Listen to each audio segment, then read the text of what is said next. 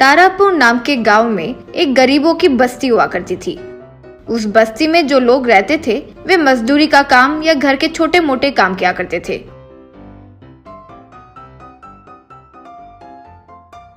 उन झोपड़ियों के बीच एक पुराना रेलवे ट्रैक हुआ करता था।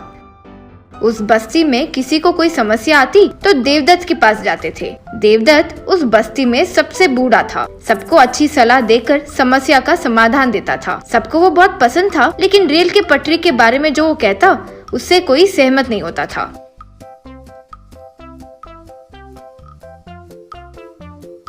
लोग एक बार मिलकर देवदत्त के पास गए। हमारे घरों के बीच ये रेलवे की पटरी क्यों है जी? हर चीज में आड़े आ जाती है। कई बार तो बच्चे खेलते खेलते इस पटरी से ठोकर खा के नीचे गिर जाते हैं। उसे निकालकर अगर इस लोहे को बेच दिए तो बहुत पैसे मिलेंगे, वो फिर हम किसी काम पर उपयोग भी कर सकते हैं। उसके लिए मैं कभी राजी नहीं होऊंगा। ये पटरी के वजह से हमारे एक दिन भाग्य खुलेंगे। हर दिन भगवान मेरे सपने में आकर यही बात कहते हैं, हमारे अच्छाई से हम जिस दिन किसी और की मदद करेंगे ये पटरी हमारी किस्मत खोलेगी। अब भले ही कितनी परेशानी क्यों न हो, इस पटरी को निकालने के लिए मैं कभी राजी नहीं होऊंगा। ये बूढ़ा एक और उसका एक सपना कितने सालों से सुनते ही आ रहे हैं। ये लोहे को जंग लग जाएगा और किसी का काम का नहीं रहेगा। इसका कुछ और हो ही नहीं सकता, सोचा। ये अच्छाई, दूसरों की मदद करना, ये सब सुनने के लिए अच्छा लगता है। हम सब मजदूर हैं, दूसरों पर आधारित होकर तो हम जीते हैं। किसी दिन काम नहीं मिला तो उस दिन तो हमें खाना भी नसीब नहीं होता। ऐसे में हम किसी और की मदद करें, ऐसे संभव होगा? वो सब कभी नहीं होगा दादा। कब किसको कैसा दिन मिलेगा कोई बता नहीं सकते। किसी की मदद करने का मतलब सिर्फ पैसों से करना ही नहीं होता। हमारी अच्छाई ही हमें बचाएगी। भगवान हमारी परीक्षा लेंगे, तब हम अच्छे रहे तो जरूर अच्छा होगा। मेरी बात का यकीन करो। सब चिढ़ते हुए वहाँ से चले गए। कुछ दिनों बाद देश में एक बीमारी फैलने लगी। गरीब अमीर में कोई अंतर नहीं था और सब उससे भुगतकर अपनी जान खोने लगे। पूरे देश में लॉकडाउन घोषित किया गया। लोग अपने अपने घरों में रहने लगे। तारापुर बस्ती वालों को और तकलीफ हो रही थी। किसी को कोई काम ही नहीं मिला। खाने के लिए कुछ नहीं कर पाए तो भूख से लड़ रहे थे। किसी के घर में थोड़ा बहुत कुछ होता तो सब मिलकर उसे खा लेते थे। उस बस्ती में चंपा एक बड़े से व्यापारी के घर खाना बनाने का काम करती थी। उसे पता चला कि जिस घर में वो काम करती है वो उस बीमारी से पीड़ित है। वो तुरंत उनके घर खाना बनाने के लिए निकल गई। उसका पति उसे रोककर, तुम्हारी मति मारी गई है क्या? वो मामूली रोग नहीं है, जान लेने वाली महामारी है। वो सब तो पैसे वाले हैं। बीमार पड़ गए तो लाखों रुपए खर्च करके इलाज करवा लेते हैं। वही हम जैसे लोगों को हुआ तो हम तो अस्पताल भी नहीं जा सकते। सोचो इस बारे में। इसमें सोचने की क्या बात है जी? मैं कई सालों से उनके घर काम करती आ रही हूँ। उनके घर में छोटे छोटे 2 बच्चे हैं। उन्हें मैं जब तक खाना नहीं खिलाती वो खाते ही नहीं। ऐसे दुखी समय में मैं उन्हें कैसे छोड़ूं? मैं जा रही हूँ, कहकर वहाँ से चली गई। उसी बस्ती में शिवा इलेक्ट्रिशियन का काम करता था। जहाँ वो काम करता था उस दुकान के मालिक को भी ये रोग आ गया था। उनके घर शॉर्ट सर्किट होकर बिजली बंद हो गई थी। उस बात को जानकर शिवा 1 मिनट भी बिना सोचे अपने मालिक के घर जाकर जरूरी रिपेयर करके करंट लगाया।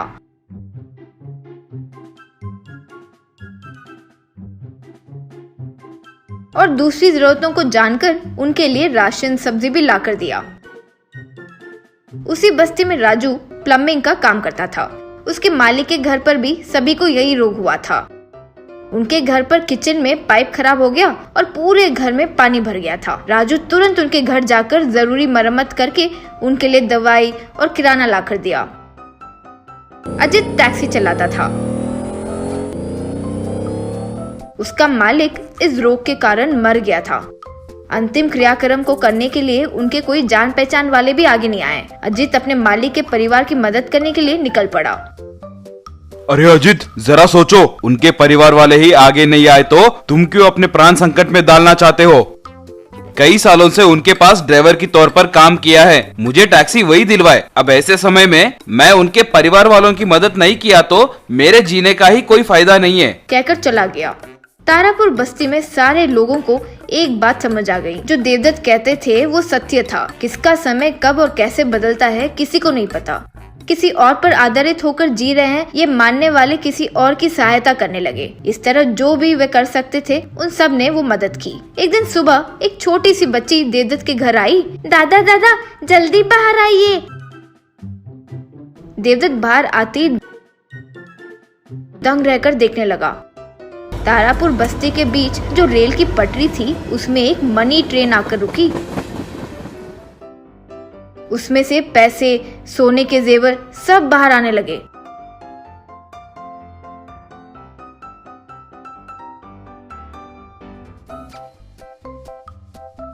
सब उसके इर्द गिर्द फैलकर आश्चर्य से देखने लगे। इतने में उन्हें एक आकाशवाणी सुनाई दी।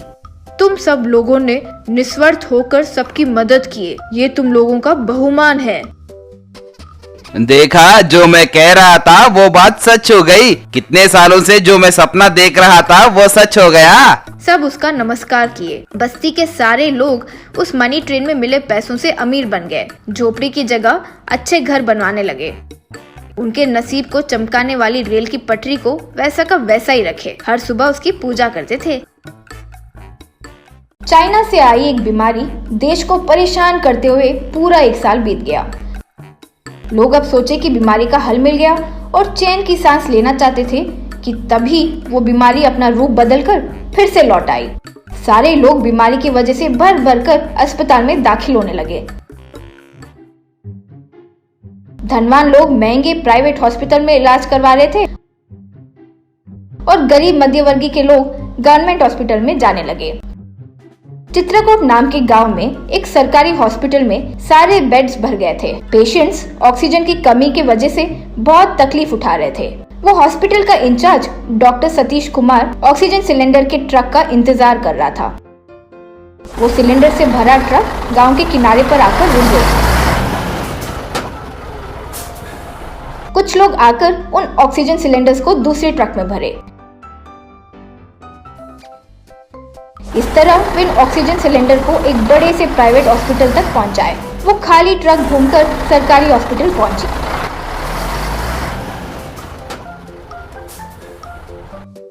डॉक्टर सतीश ड्राइवर से, ये क्या भाई, खाली ट्रक लेकर आए? ऑक्सीजन सिलेंडर्स कहाँ हैं? वहाँ लोग सांस नहीं ले पाने के कारण दम तोड़ रहे हैं। शहर में सरकारी गोदाम गया था सर, बहुत इंतजार करने के बाद बोले स्टॉक नहीं है, जाओ। वैसे इन गरीब के लिए आप क्यों इतना फिक्र कर रहे हो? वे लोग गए तो भी किसी को फर्क नहीं पड़ता। मीडिया वाले भी बड़े बड़े लोग मरे तो बड़े खबर मिलते हैं ये सोचकर प्राइवेट हॉस्पिटल ही कवर करते हैं। इसलिए आप परेशान मत होइए, वे मरे तो सिर्फ इनका लाश म्युनिसिपालिटी लोगों को दे दीजिए बस। सतीश उसे एक चांटा मारा।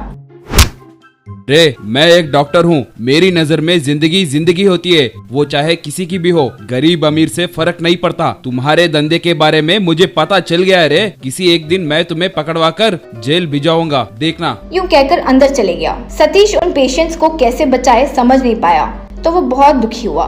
उस गाँव में शांताबाई नाम की औरत अपने बेटे मन्नू के साथ रहती थी।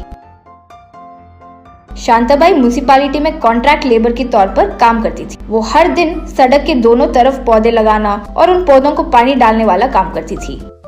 एक दिन शांताबाई तेज बुखार और सर्दी से बीमार पड़ गई।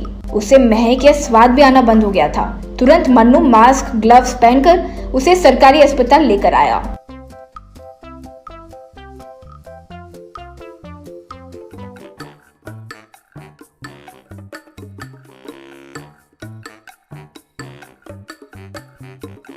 डॉक्टर सतीश उसे एक बेड पर लेटाया। उसकी जांच करके मन्नू से, तुम्हारी माँ को सांस नहीं आ रही है, मैं दवाई देकर रात तक मैनेज कर सकता हूँ। कल तक किसी भी तरह उन्हें ऑक्सीजन नहीं दिया तो जीना मुश्किल है। सिर्फ यही नहीं, ये बाकी के पेशेंट्स की परिस्थिति भी वैसे ही है। मैं कितनी भी कोशिश कर लूँ, हमारे गाँव तक ऑक्सीजन सिलेंडर्स नहीं पहुँच रहे हैं। मैं कुछ नहीं कर सकता, मुझे माफ करो। मन्नू क्या करे समझ नहीं पाया और उसे डर के मारे पसीने आ रहे थे। मन्नू उस रात अस्पताल के आगे मौजूद एक बड़े से पेड़ के नीचे बैठकर रो रहा था। हे भगवान, मेरी माँ को किसी तरह बचाओ, यूं प्रार्थना कर रहा था। इतने में उस पेड़ पर एक चेहरा बन गया। बेटा मन्नू, रोना बंद करो बेटा। मन्नू आश्चर्य से खड़ा हो गया। मैं मायावी पेड़ हूँ, मेरे नीचे बैठकर हर दिन कोई ना कोई रोते ही रहता है, लेकिन मैं कभी प्रकट नहीं हुई।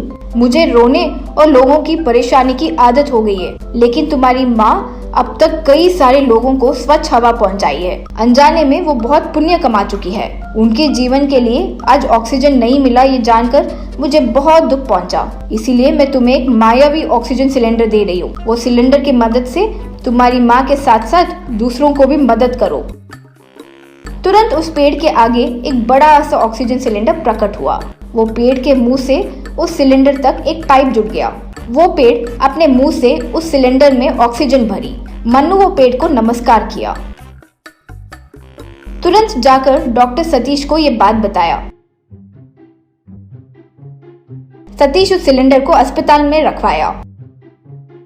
वो सिलेंडर से कई सारे पाइप्स पेशेंट्स के बेड तक गए। सतीश उन सबको उन पाइप से ऑक्सीजन देने लगा। 4-5 दिन में शांताबाई के साथ साथ बाकी के पेशेंट्स को भी बचा लिया। सब डॉक्टर को शुक्रिया अदा किए। आपको शुक्रिया अदा मुझे नहीं करना चाहिए। आप लोग आज इस लड़के के कारण जिंदा हैं। उसके साफ दिल और शांताबाई के किए अच्छे काम की वजह से आज मायावी ऑक्सीजन सिलेंडर हमें मिला है। सब लोग मन्नू शांताबाई का शुक्रिया अदा करते हुए नमस्कार किए। इस तरह मन्नू शांताबाई वो पेड़ के सहारे उस सिलेंडर को भरवाए। आसपास के किसी भी अस्पताल में ऑक्सीजन सिलेंडर की जरूरत पड़ती तो वो उसे वहां ले जाते थे। इस तरह उनके कारण कई सारे प्राण बच गए।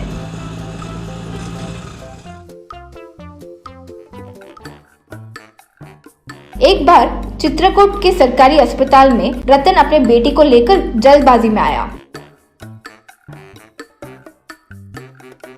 डॉक्टर, मेरे बेटी को सांस नहीं आ रही है, कुछ कीजिए डॉक्टर। क्या बात कर रहे हो रतन? इस गांव तक आने वाले सारे ऑक्सीजन सिलेंडर्स को तुम ही बेच रहे हो ना? तो इस अस्पताल में तुम्हें ऑक्सीजन कहां से मिलेगा सोच रहे हो? और वैसे भी अब अच्छा कमा रहे हो ना? जाओ जाकर शहर के प्राइवेट अस्पताल में ज्वाइन करवाओ। सर, मैं सिर्फ कुछ हजारों की लालच में आकर ऑक्सीजन सिलेंडर को बड़े बड़े दलालों को बेचा है सर। वे उनसे लाखों कमाए। प्राइवेट अस्पताल में लाखों लाख खर्च होते हैं सर। मुझ में उतनी क्षमता नहीं है। आप किसी तरह मेरी बेटी को बचाइए, मैं आपके पैर पड़ता हूँ। सतीश तुरंत शांताबाई को फोन किया। मन्नू शांताबाई उस मायावी ऑक्सीजन सिलेंडर को लेकर वहां आए। वो लड़की को तुरंत ऑक्सीजन दिए। वो लड़की की हालत ठीक होने लगी। रतन उन सबको नमस्कार किया। फिर रतन के दिए इंफॉर्मेशन से ऑक्सीजन सिलेंडर के दलालों को पुलिस ने गिरफ्तार किया। वो बीमारी देश से जाने के बाद गवर्नर शांताबाई मन्नू को अवार्ड देकर उनका सत्कार किए।